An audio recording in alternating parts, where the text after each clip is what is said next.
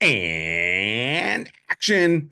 Welcome to another amazing episode of the Action Podcast. Today we are on episode 103 and Oof. got a solid slate of movies today to discuss. Our number one movie today is the movie If, which is written by and directed by John Krasinski. He also has a role in it as well, and that stars Ryan Reynolds. Next, we have Back to Black, which is the Amy Winehouse movie biopic that you can see now. Third, we have Strangers Part One, which is the prequel to what, Pete? It's The Strangers, Chapter One. Oh, okay. The Uh, Strangers, Chapter One. Good job, Paul. Way to do the there's research. I think it's the third installment because I know there was The Strangers, which was Right. the original, Original, right. and then I believe there was a second one, The Strangers Two. Right. That's Yeah, and usually this one's for some reason The Strangers Chapter One. well, this is the prequel for sure. I know it's a prequel. Next, we have Blue Angels, and that one is a documentary, documentary that is produced by J.J. Abrams and Glenn Cooper of Top Gun Maverick fame. This will actually be on Amazon Prime, I believe, on Friday, Mm-hmm. but you could still see it in IMAX theaters now, which I highly recommend to do that. Anyways, we'll move to that. Next, we have I Saw the TV Glow. And then lastly, I was able to see a sneak preview of Ezra, which will ultimately come out May 31st. So with that, Pete, let's get into If. I'm definitely very curious to hear your thoughts on this. Yeah, this was fairly highly anticipated, this film, and Ryan Reynolds is pretty good. He's kind of a little bit outside of what he normally would do in a movie. For this one, um, it got a 6.8 on IMDb, which I'm kind of struggling with that a little bit. I don't think I wasn't that impressed. Let's just say that I thought it was very good. Um, So I you think think 6.8 is too high or too low? I think it's too high, to be Oh, honest. really? I think it's too low, but Maybe I got to see it again. I was slightly distracted, but I mean, it was a nice story, and I did get emotional at the end. Don't get me wrong, I got emotional at the end there. I don't know, I just wasn't super thrilled about it, but I got to watch it again because the animation was really well done. So, I want to watch it one more time just to kind of take a closer look at that. But yeah, I mean, it was fun. It was a fine movie. I thought it just didn't flow for me the way I thought it was going to flow. Um, Maybe I just expected something different. I don't know. yeah, sometimes that happens. I mean, I've seen movies the first time I watch it, I like you're saying, it doesn't quite hit what the expectations are. Yeah. And then so that can kind of maybe cloud your judgment. And then when you watch it the second time, you understand the path that it's going and you can just kind of watch it for what it is. And this isn't the case. Usually when I run into this sort of a dilemma, it's because the trailer told me one thing and it was a complete opposite thing and it just distracted me, which happens a lot. I, you know, the trailer didn't do anything for me like to ruin my first viewing of this film. It wasn't that. Like, I don't know, I can't explain it. I got to watch it again Yeah. because it really is frustrating not to like this movie. It's such a highly rated movie too. So Yeah.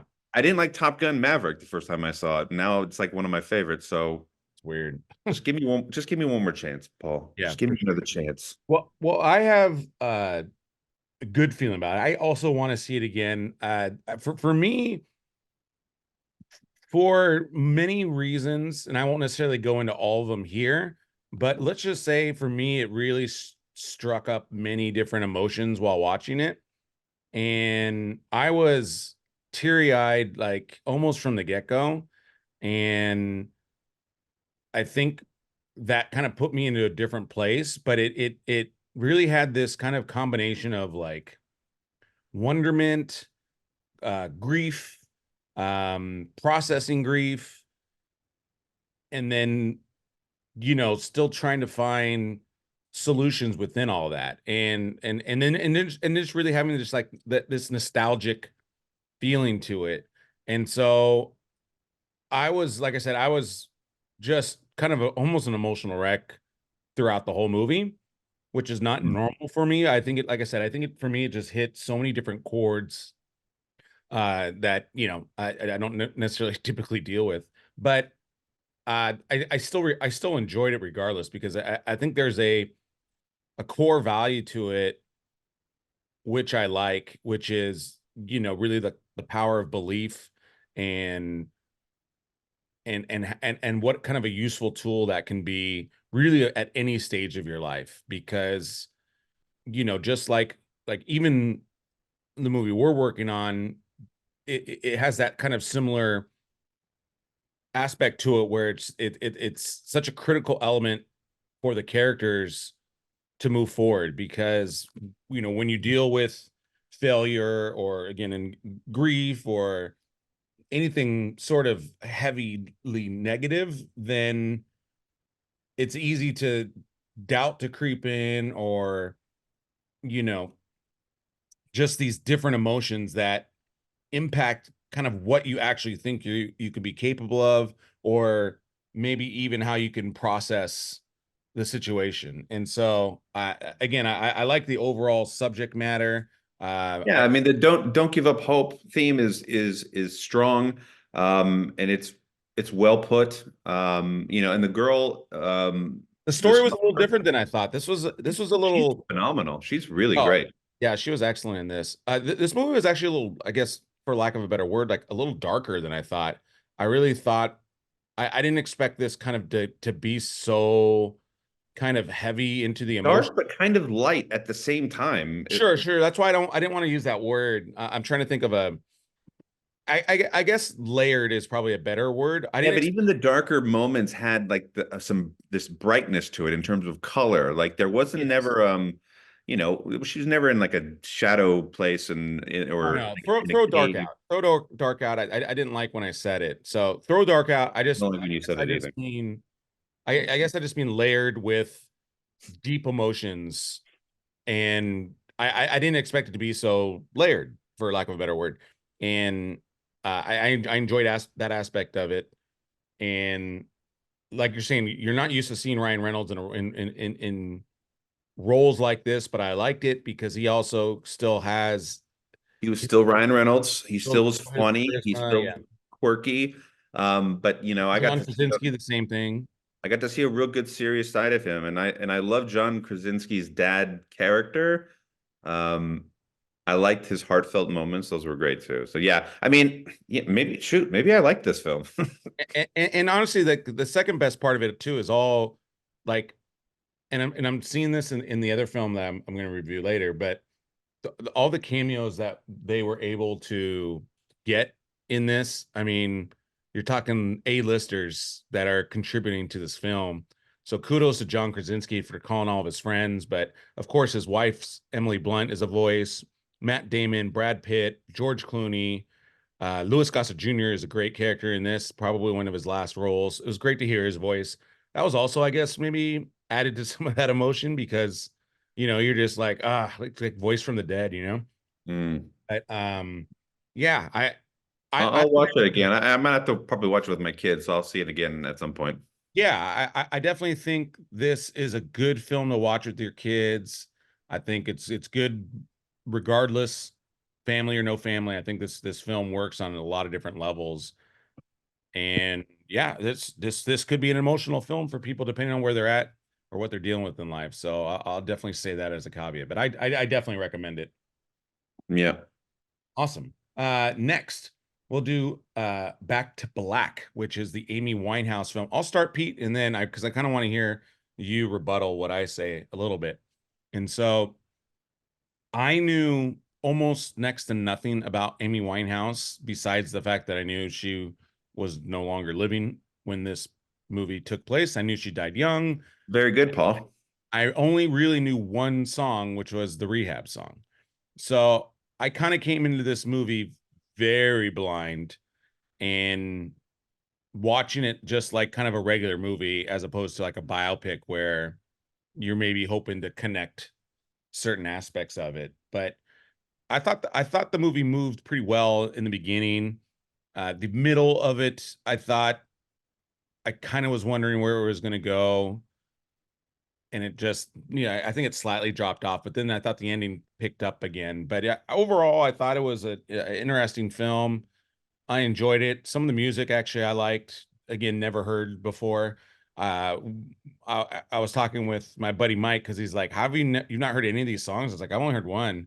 I was like, "Well, what were you doing around that time?" And I think that that time I was just working a ton. I really, that was like when I wasn't listening to pop music anymore. Yeah. Music in general, really. It was either like scores, or I was listening to a lot of like audiobooks, stuff like that. I was kind of in that transition phase of listen to audiobooks and stuff like that, as opposed to like the radio or anything like that. So that's maybe why I missed the Amy Winehouse, you know, experience. But I thought again, for not knowing a lot of it, that I found it entertaining. I think where I would put it in terms of like musical biopics is I'd probably put it above Elton John. I think I enjoyed this one a little bit more than the Elton And John. Rocket Man. Yeah. And then I'd probably put it below Bohemian Rhapsody. Uh, For uh, sure. Yeah, this doesn't come close to Bohemian Rhapsody, but that's not to say it's not a really good film. right. But that's kind of where I'd put it. Probably, again, I probably could put it closer to the Bohemian Rhapsody. I didn't really like Rocket Man. I like Elton John. I don't know. The story didn't do much for me, I And guess. what's his name was phenomenal, but yeah, I mean, yeah, but this isn't a Rocket Man review. I'd go on forever. Yeah, this is not that. This is I knew Amy Winehouse for sure. A lot of people just know her for her drug abuse and for that song for sure. I'd seen the documentary that they put out, I think it was last year, which was excellent. And it really showed a lot of her and what she did and what she was going through and her music, and it really spotlighted everything. And I only mention that because this girl, what's her name? Marisa Abela, who plays Amy, is awesome. Like she just came in and like That was her voice, right? yeah, I mean, how do you play that role and do it so well? Yeah. I was really blown away by her performance. I thought that she did Amy justice with her performance and the music and I didn't really find moments of slowing down. I'm saying the slightest. Like Yeah, it was, yeah, yeah. But I mean, it is weird. Like, how do I how do I say this without spoiling? Well, I guess there's no spoiling the movie, I guess. I guess my only thing is that, with biopics, this is kind of in the same vein as like Bohemian Rhapsody anyway, because they, as opposed like to The Doors, where you see Jim Morrison technically die. You didn't really see Freddie Mercury die, and you don't really see. They sort of stopped the movie before, and then they put up yeah. the the thing that says that she passed on such and such day or whatever. I I was almost in a really odd way, almost looking forward in some creepy, just awful way to seeing what their interpretation of how she died would Yeah, have maybe. played out on camera, even though like who wants to watch somebody die really? Well, maybe, But and maybe there was no story to it. Maybe I think she might have died in her sleep or something, right? yeah, maybe there's just nothing to it. But yeah, I don't know. It's just weird to have a biopic without, well, I don't know. It's weird without a death scene, I guess. But yeah, it's a phenomenally well acted movie. Um, and yeah, I would go see that one for sure. Well, But yeah, and to be clear again, because I'm not 100% on this, and I didn't really do any research after, but she died more. I mean, it was her issues was more alcohol, not drugs, right? I mean, I know she did drugs, but no, she was heavy into drugs. Like heavy, like the hard stuff, like heroin. Like she was in all of it, and they just she showed her more drinking in the movie. That's why I was asking. she was in and out of the rehab. I know they made her husband, they made him be more the drug addict.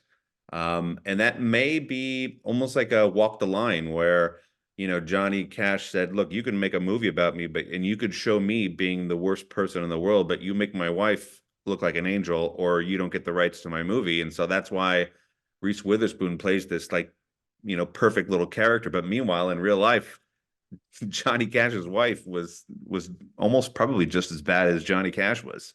Yeah. Um, so yeah, maybe it was a thing with the Amy estate where they said, look, don't make her be a drug addict technically. At least let's not see it. Make the husband, however, because he's the one who. I mean, even him, I thought the alcohol was to me more portrayed as the evil here. Sure. I mean, As but you opposed- combine both of them for that prolonged amount of time and that heavy, then it's bound to do something to you. Yeah, for sure. And ultimately, she died of alcohol poisoning. So Yeah. maybe that's just also like the It's a director. good one. It was a good week so far. Yeah. Next, we have Blue Angels, which again, it's shot in IMAX. You could see it in theaters now, which I highly recommend, mainly because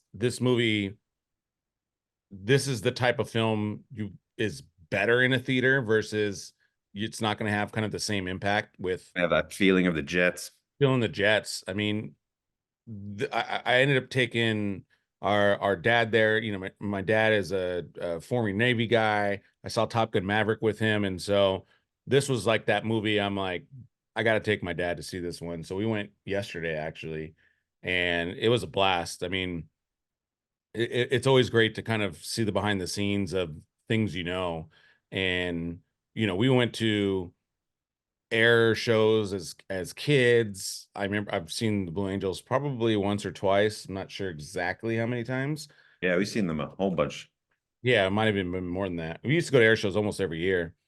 And so it was just kind of cool to see the behind the scenes, kind of what it takes, the precision, because sometimes it looks easy and you realize kind of what they have to go through uh and then just the history and yeah, it was a great documentary. If you love Oh, yeah, to fly like that in sync and synchronization like that it's like the hardest thing in the world. Yeah, I mean at one point they're 12 inches apart flying Yeah. 400 miles an hour. Even Like, just practicing, you could like blow up and die. yeah, for sure. Crazy. And they talk about the G forces, like putting the pilots through the centrifuge, and you know people pass out during that, and ultimately that cost one of the pilots back in 2016, I believe. Hmm. He ended up going after they found out afterwards. He ended up blacking out, and that's ultimately what caused him to crash and die. So it's very dangerous. So you can just kind of see the behind the scenes of it. Aerial photography is just next level. Some of the shots they're able to do with it, and yeah, you're really in it. Again, it really kind of reminded me of Top Gun Maverick. Hans Zimmer's like the musical executive producer. He's not the one that composed it, but it's a great job on the music as well. Everything is really, really well done. It's top-notch documentary. If you're interested in this kind of thing, I think it's fantastic. I think it's great for if you want to take your kids to it. Again, see it in IMAX. I highly, highly recommend because it's a thrill ride in that sense of all the flying, and even for me, it just took me back again to the air shows. Like I kind of want to go see an air show again. I haven't seen one in a Yeah, minute. their shows are fun. Yeah, so check it out. But again, it comes out Amazon Prime on Friday, so you can also check that out if you're not able to make theater. Next, we have I Saw the TV Glow. I did not see this, but so Pete, go ahead and. Yeah, the next two, I know you didn't see the next two, and I'll just go through them fairly quickly. I saw the TV Glow is Wait, not what's going the to next two? Oh, did I skip the Strangers? skip the Strangers. Oh, okay. So start with Strangers then. Start Start with Strangers. Strangers. Okay, The Strangers, Chapter 1. If you saw the first Strangers, you don't need to see this film. It's literally a carbon copy of the first one. There's nothing different about it. It's the same scenario, just different actors, and it's almost the same result. It was such a letdown. It was such a bummer. I mean, it's got a 5.5, and there's a reason for it. Like it's just not like if you're gonna make a prequel, like nobody's gonna make like when they made Phantom Menace, it wasn't identical to A New Hope. You know what I mean? Like when you make a prequel, there's got to be something in it. Like even Wonka was phenomenal. Like as much as it paid homage to the Gene Wilder version, it was still an original film. It was an original story. So I mean, I don't know. That's all I really have to say about it is if you've seen the first one, fine. There's nothing scary about it. There's nothing jumps out at you. Nothing. It's just not well done. It's a Yeah. shame. Shame. Yeah. I mean, I didn't know if I was gonna be able to see it anyway. Probably won't. Yeah, it's a wasted opportunity. Yeah. Then Okay. I saw the TV Glow. So this one was really anticipated in the horror community, the horror thriller community. And this is not a movie for everybody, for sure. There's these two kids who this boy and this girl who meet like in junior high, and there's this show, and it looks very 80s. Even the show, it almost is like a almost like a Power Rangers kind of style of TV show, and I forget what the name of it was, like something pink. Um, but this show does something to these two characters in different ways. But the way that it's shot, the music, um, the tone of it, and there's just a couple of scenes where you're just like, what is going on right now? It's really bizarre. It's a mind F for sure. Um, but again, it's not a horror film because there's nothing like horrific and there's nothing like super scary about it. It's just a different movie. I don't think I've ever seen a movie like this before. It's really bizarre, but it's really good. But it's not going to be for, I would say, 85% of the audience out there. I don't think a lot of people are going to enjoy it. I enjoyed it. I thought it was really well done, and I thought the acting was phenomenal. Music is awesome. Um, and yeah, I don't know. It just takes you back to a feeling of like when you would watch a show as a kid, and then you see that show when you're an adult, and you're like, why was I watching a show like that? That was just the worst thing I've ever seen. So it really kind of plays off some nostalgia as well. So yeah, it's if you're ready to go on a little journey, I would go and watch that. Right. Yeah, I think it's still in theaters, so you can see it Not there. sure I sold it very well, but it's not bad. No, It's I'm interested. different. Yeah, It's I'm different interested. because I hate when they promote something as a horror film and it's not a horror film. Yeah, it's a Um, thriller. and so it just messes you up. Like you're waiting for something and that almost distracts you from like what's going on and you miss something. And Yeah. I don't know. Marketing people make me mental sometimes. Sorry, Pete. Sorry. It's okay. Yeah, I'm trying to see if you can see that. You can't even rent it, I don't think yet. So it's still not there yet. But all right.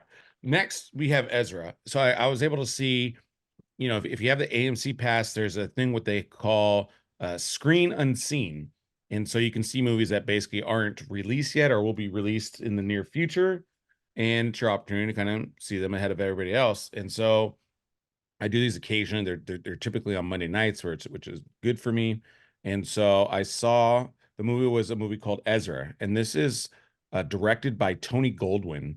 And if you remember his From name Ghost? from Ghost, yeah, Nice.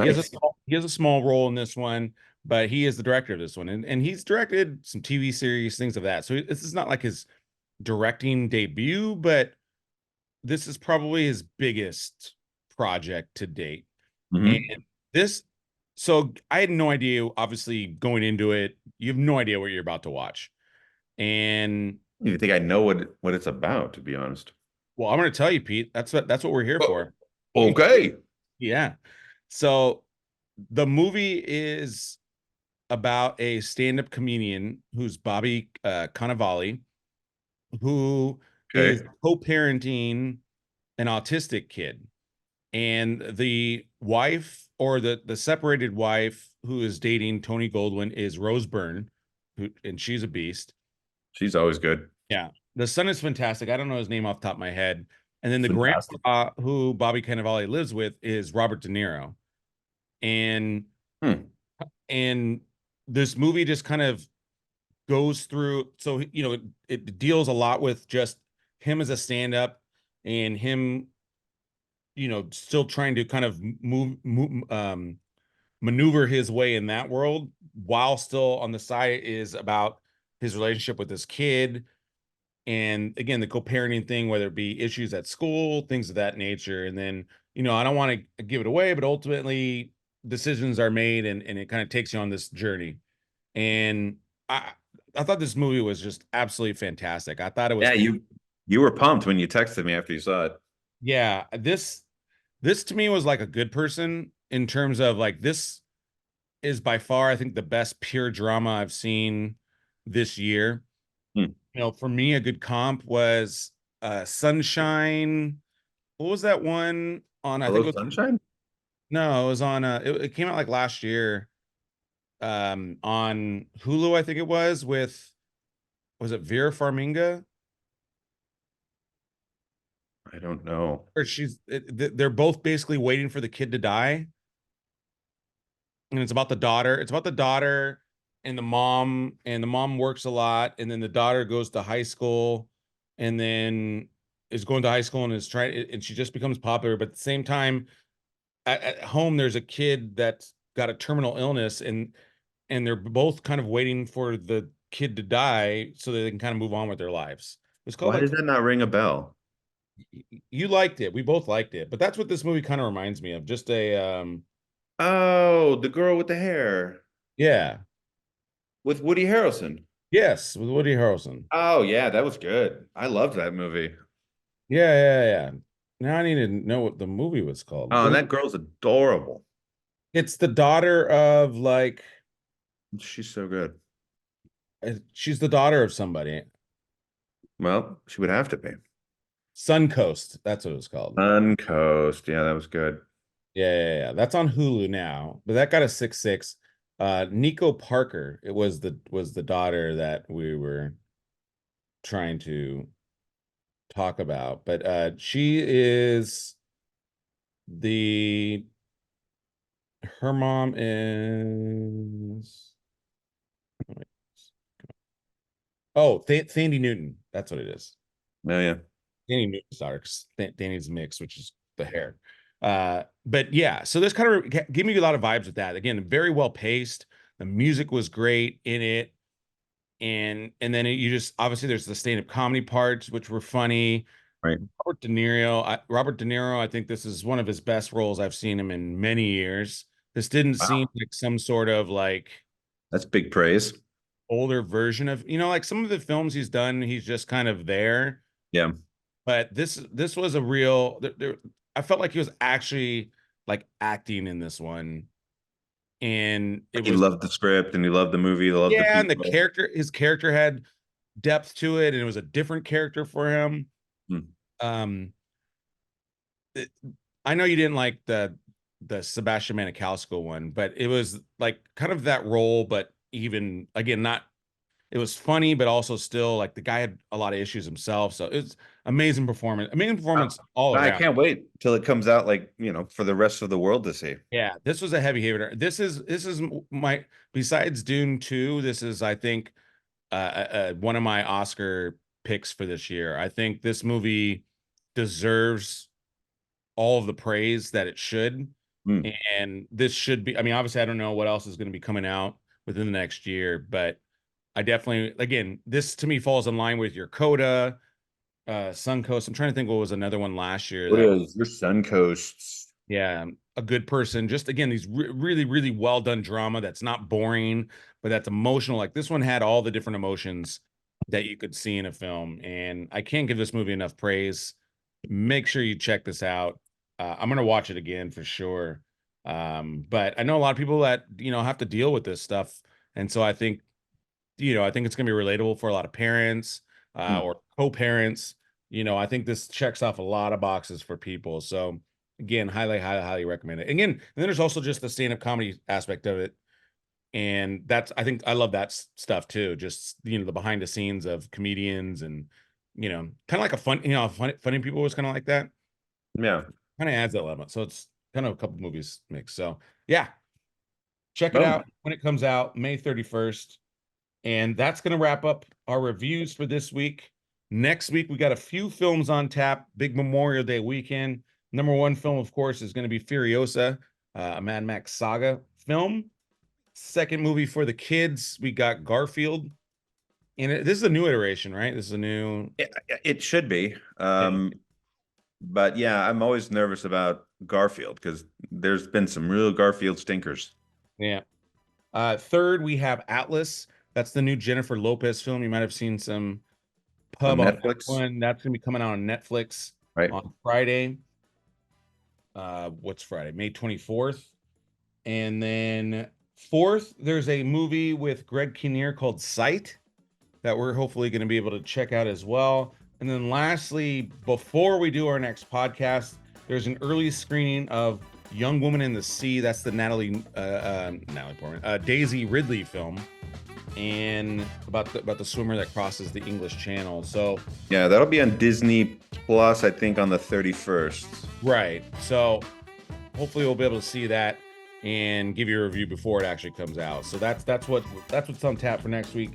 Thank you so much for joining us today. Please make sure you like, share, and subscribe. And then, yeah, we released a few other episodes if you haven't checked them out. We just released our top 5 modern westerns. If you're into a little video, it's a snippet from one of our full podcasts of Tombstone, which you can also see. And then we also just released Paul's old ass movie classics. Drew and I reviewed Sons of Katie Elder, and then we also did a Phantom Menace review just because it was its 25th anniversary. So yeah, check all those out. Again, please make sure you like, share, subscribe. And with that, Pete, that is a cut. Thanks, guys.